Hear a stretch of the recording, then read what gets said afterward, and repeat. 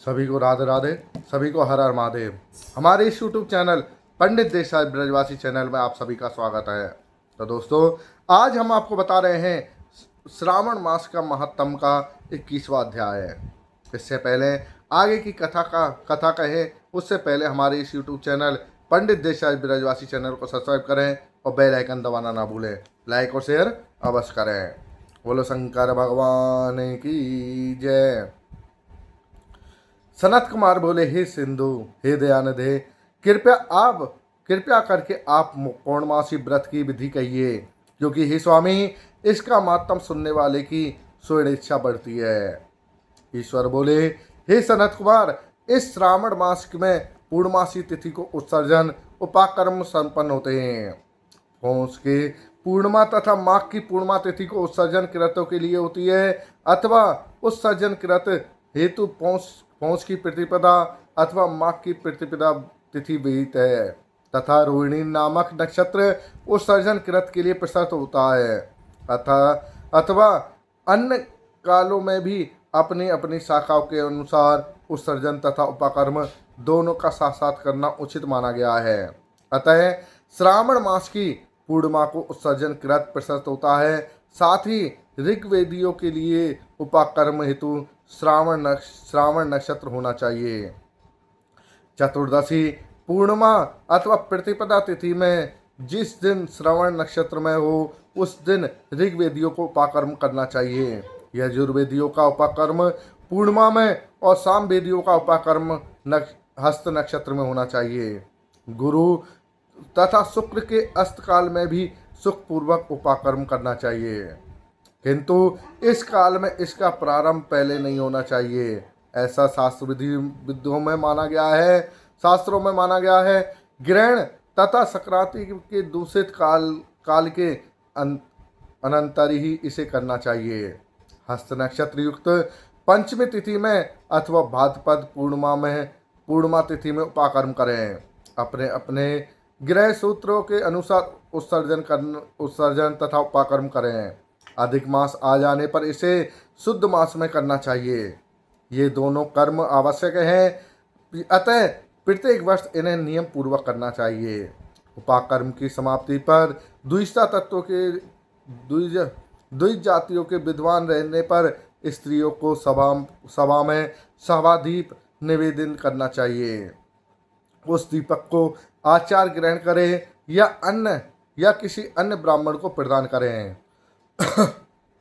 दीप की विधि इस प्रकार है। सुवर्ण, चांदी अथवा तांबे के पात्र में शेर भर गेहूं के आटे का दीपक बनाकर उसमें उस दीपक को जलाएं। वह दीपक घी से अथवा तेल से भरा हो और 3 बत्तियों से युक्त हो। दक्षिणा तथा तांबूल सहित उस दीपक को ब्राह्मण को अर्पण कर दें। दीपक की तथा विप्र की विधिवत पूजा करके निम्न मंत्रों को बोलें। स दक्षिणाय सताम्बूलम अर्पितो देवस्य मम संतु मनोरथा। इस प्रकार इस मंत्र को पढ़ें। दक्षिणा तथा तांबूल से युक्त यह उत्तम सभादीप मैंने देवी को निवेदित किया है। मेरे मनोरथ अब पूर्ण हो। सभादीप प्रदान करने से पुत्र पौत्र आदि से युक्त कुल उज्ज्वलता को प्राप्त होता है और यश के साथ निरंतर बढ़ता है। इसे करने वाली स्त्री दूसरे जन्म में देवांगनाओं के समान प्राप्त रूप को प्राप्त करती है। वह स्त्री सौभाग्यवती हो जाती है और अपने पति की अत्यधिक प्रिय पात्र हो जाती है। इस प्रकार 5 वर्ष तक इसे करने के पश्चात उद्यापन करना चाहिए और अपने सामर्थ्य के अनुसार भक्ति पूर्वक दक्षिणा दे देनी चाहिए। हे सनत कुमार, यह मैंने आपसे सभादीप का शुभ महत्तम कह दिया। उसी रात्रि में श्रवणा कर्म का करना बताया गया है।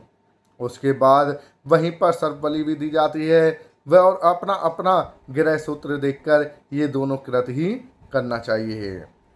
हिरग्रीव का अवतार उसी तिथि को कहा गया है, अतः तिथि पर हिरग्रीव जयंती का महोत्सव मनाना चाहिए।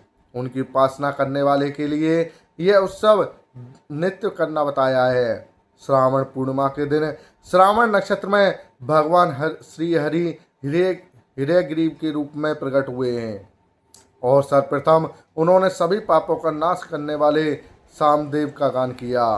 इन्होंने सिंधु तथा नदियों के संगम स्थान में श्रवण नक्षत्र में जन्म लिया था। अतः श्रावणी के दिन वहाँ पर स्नान करना सभी मनोरथों को पूर्ण करने वाला होता है। उस दिन वहाँ चक्र तथा गदा धारण करने वाले विष्णु की भगवान की विधिवत पूजा की जाती है।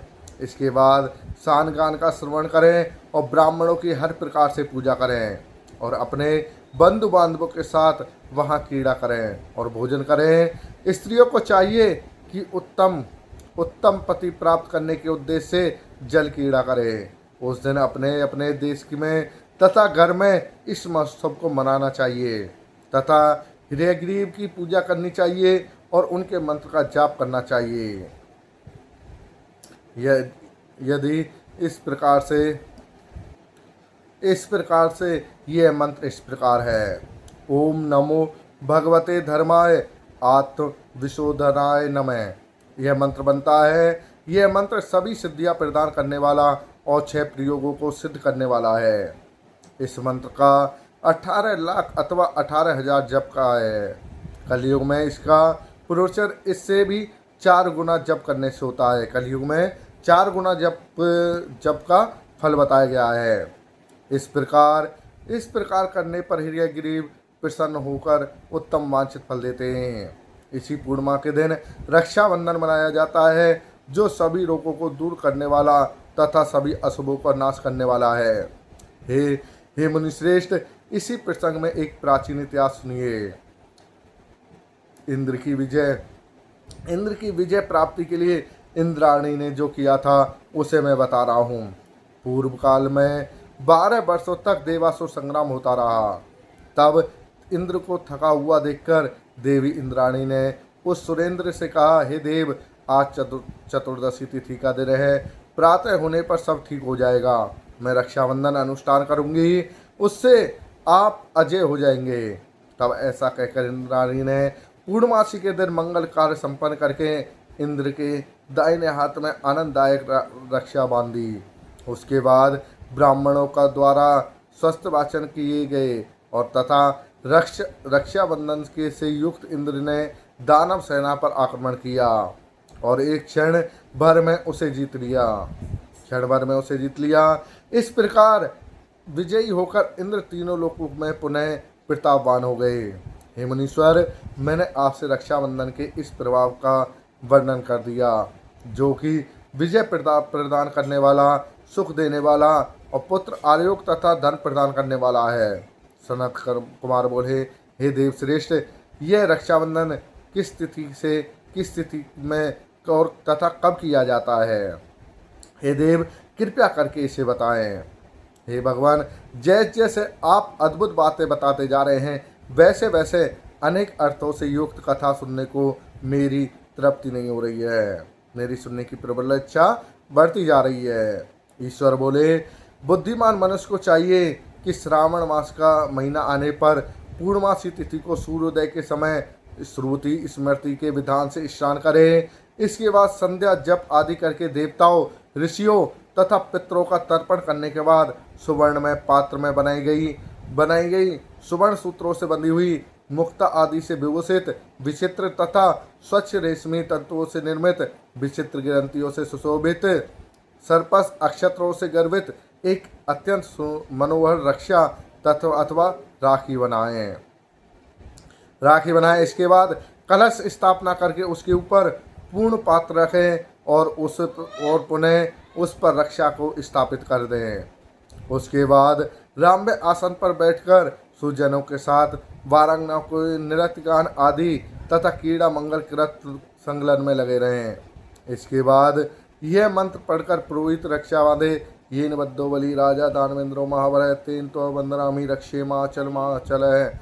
जिस बंधन से महान बल से संपन्न दानवों के पति राजा बलि बांधे गए थे, उसी से मैं आपको बांधता हूँ। हे रक्षे, चलायमान मत मत हो। ब्राह्मणों, क्षत्रिय, वैश्यों, शूद्रों तथा अन्य मनुष्यों को चाहिए कि यत्न पूर्वक ब्राह्मणों की पूजा करके रक्षाबंधन करे।